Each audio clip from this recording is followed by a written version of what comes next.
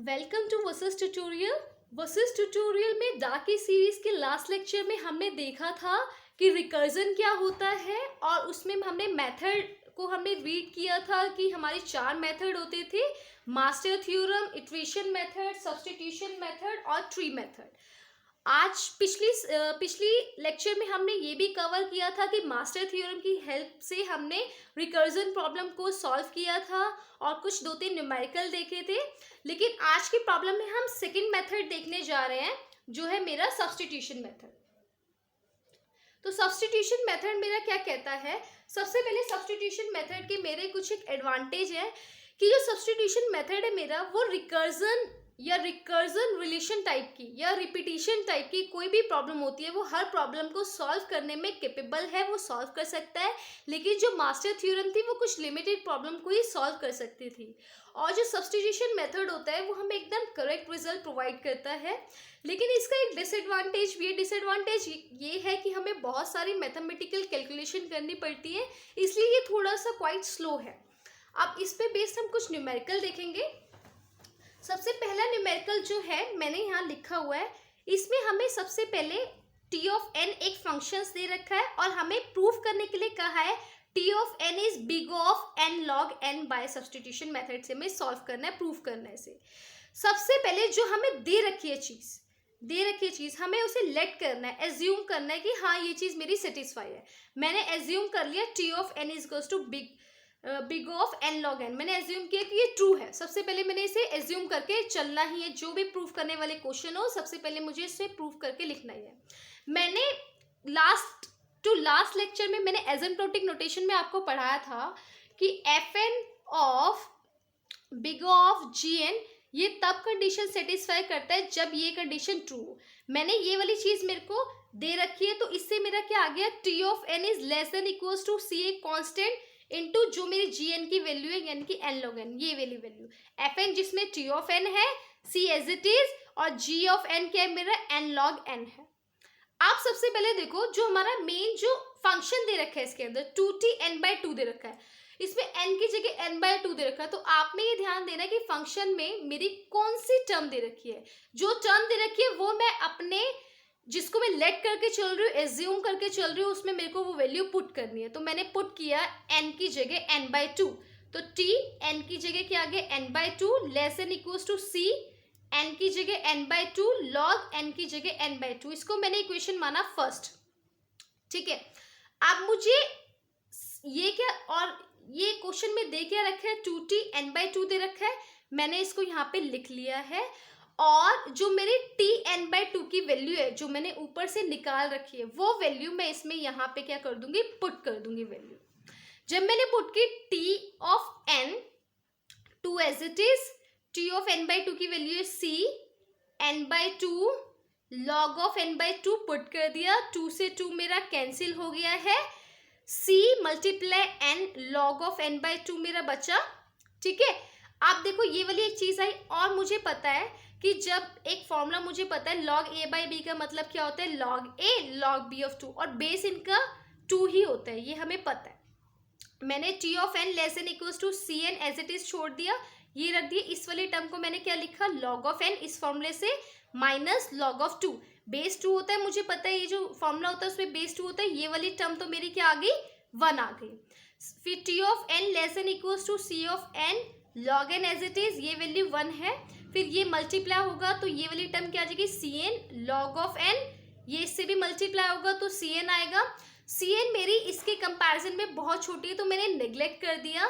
T of N मेरा क्या आ गया, less than equals to c n log of n, यानी कि मेरी कॉम्प्लेक्सिटी क्या आ गई, टी ऑफ एन की big of N log n, मेरी इसकी कॉम्प्लेक्सिटी आ गई। इसी पे बेस्ड हम 1-2 न्यूमेरिकल और देखने जा रहे हैं। 2 टाइप की हम प्रॉब्लम देखेंगे। ठीक है, देखो अब सेकेंड प्रॉब्लम मेरी क्या कहती है कि t of n 2t n-1 plus 1, इसको मुझे प्रूफ करना है t n is equals to big of 2 of n। सबसे पहले जो दे रखा है जो प्रूफ करना है उसको लेट करेंगे, एज्यूम मान के चलेंगे कि ये ट्रू है। वही जो हमारी बिगो नोटेशन की कंडीशन है उसको लिखेंगे। जो फंक्शन में टर्म दे रखी है n के साथ वाली n की n-1, वो वैल्यू हम उस इक्वेशन में पुट करेंगे, यहाँ पे पुट करेंगे। तो t of n-1 less than equals to c 2 n की जगह n-1 आ गया मेरा। अब देखो मुझे देख कौन सा फंक्शन रखा है ऊपर, ये फंक्शन, मेरे को ये वाला फंक्शन दे रखा है, ये मैंने एज इट इज यहाँ उतार लिया है। उतारने के बाद ये जो t ऑफ n-1 की वैल्यू है ये मैं यहाँ से यहाँ पे नोट कर लूंगी। तो 2 as it is t of n-1 की वैल्यू क्या है, c multiply 2 of n-1 plus 1 मेरा यहाँ पे था, मैंने लिख लिया। इन दोनों में बेस सेम है, पावर ऐड हो जाएंगी, पावर ऐड कर दी मैंने। t ऑफ n c 2 की पावर n हो गया प्लस 1। अब प्लस जो 1 है इसके कंपैरिजन में बहुत छोटा है तो मैंने इसे नेग्लेक्ट कर दिया और c ऑफ 2n आ गया। यहाँ से मेरा प्रूफ हो गया कि t ऑफ n जो है बिग ऑफ 2 की पावर n के इक्वल है। ठीक है, अब मैंने दो टाइप की प्रॉब्लम देखी जिसमें मुझे प्रूफ करना था, तो मैं एज्यूम करके चली और धीरे धीरे करके मैं अपना प्रूफ करती गई। अब जो सेकेंड टाइप की प्रॉब्लम आती है कि आप में उससे एक फंक्शन दे रखा है लेकिन आपने टाइम कॉम्प्लेक्सिटी निकाल ली है। अब तक मुझे प्रूफ करने के लिए कहा था अब जो टाइम कॉम्प्लेक्सिटी निकालनी है सब्स्टिट्यूशन मेथड से, उस केस में हम क्या करके चल रहे हैं, जो मेरा ये वाली जो कंडीशन होती है जिसमें देखो n = 1 दे रखा हो, तो ये होती है मेरी बेस कंडीशन या फिर इसे हम कहते हैं टर्मिनेशन कंडीशन।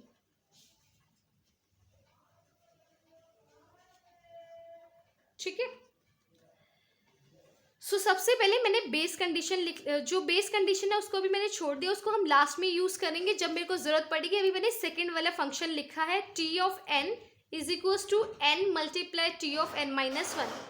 सबसे पहले हमें क्या करना है, n की वैल्यू पुट करनी है। मैंने एक बार n की वैल्यू n-1 पुट की, n-2 पुट की इसी वाले में, तो t ऑफ n यहाँ पे क्या था n-1, n की जगह n-1 multiply t of n-2 हो गया। Similarly t of n-2 = n-2 multiply t of n-3, क्योंकि ये एक माइनस भी हो रहा है इसलिए ये वैल्यू आई। अब मैंने क्या किया, जो सेकेंड वाले की वैल्यू थी t ऑफ n-1 की वो इधर पुट कर दी, मतलब इस वाली जगह पे मैंने ये सारी वैल्यूज को पुट कर दिया। तो t of n into t of n-1 की ये पूरी वैल्यू मैंने यहाँ लिख ली, n-1 into t of n-2, इसको मैंने फोर्थ इक्वेशन मान ली।